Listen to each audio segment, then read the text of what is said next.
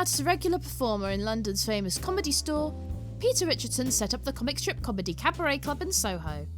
It was there that himself, Alexei Sayle, Nigel Planer, Rick Mayall, Adrian Edmondson, Dawn French and Jennifer Saunders started to gain a cult following that would eventually lead to television opportunities.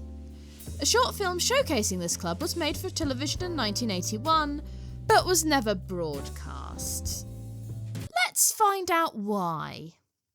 It combines a story set at the comic strip with the acts performing there. That makes it something of a variety show with a plot, and if you've been watching this channel for a while, you'll know that historically this doesn't tend to go down too well.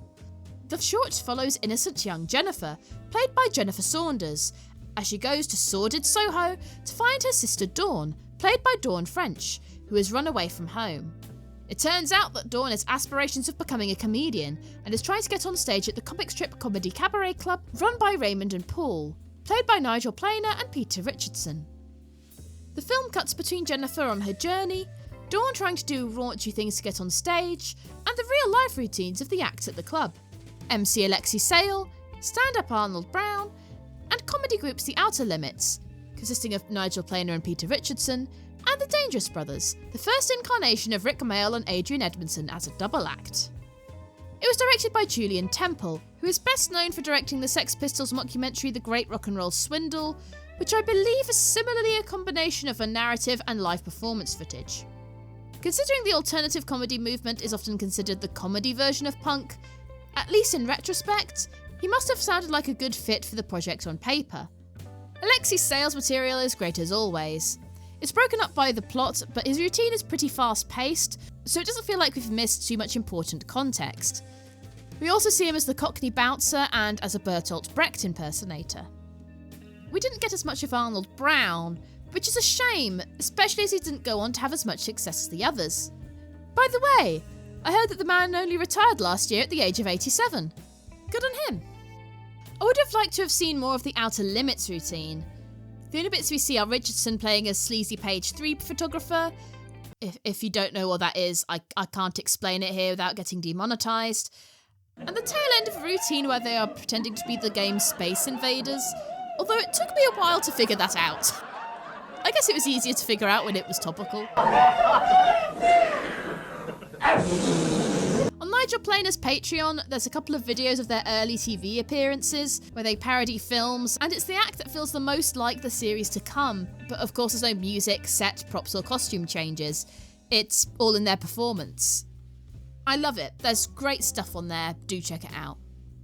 It's a shame there wasn't more here. We do, however, see the Dangerous Brothers' full routine.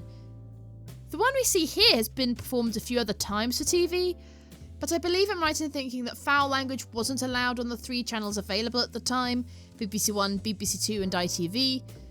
So they replaced the F word with plopping, which isn't as funny. It's probably my favourite anti-joke routine. Knock knock! Who's there? Open the door!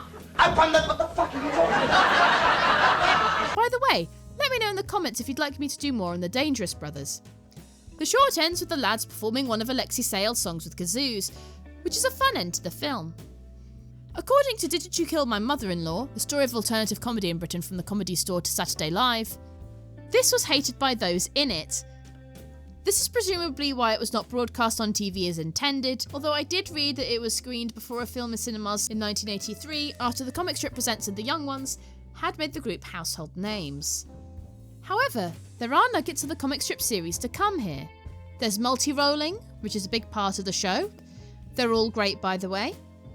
Jennifer's story is something of an Odyssey narrative where she goes on a journey and meets several strange characters, which is a type of story that is used in some early episodes like War and Gino Full Story and Pix.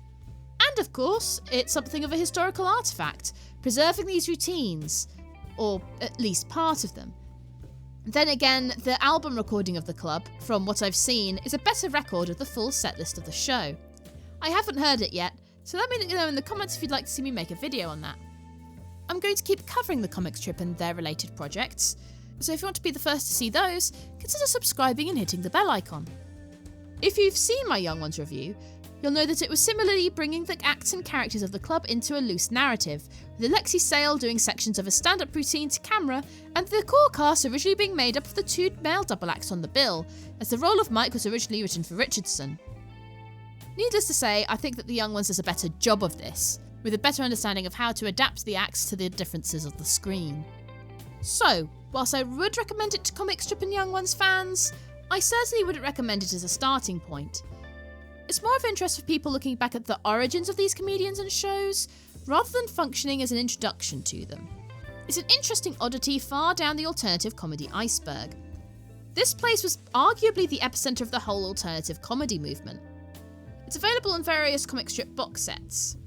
For what it's worth, I don't think it's particularly great, but I do enjoy it. If you want to hear me give a full overview of the Comic Strip Presents, you can watch my full series review of it here. See you soon!